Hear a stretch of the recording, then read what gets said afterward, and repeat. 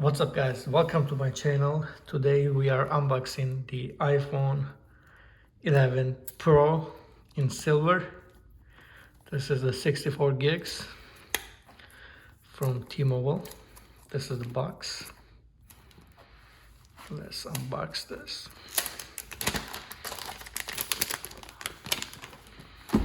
So there's the package,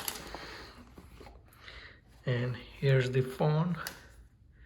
iPhone 11 Pro in silver. It's a really nice looking color. Wow.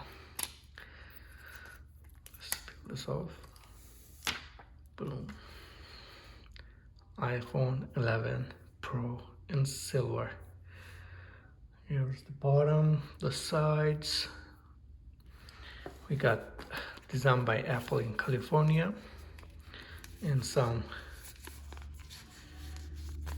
starting guide.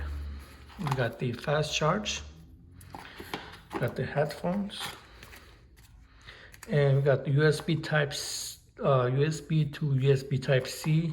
I mean, no, Lightning. Okay, like USB Type C to Lightning. So let's boost it up.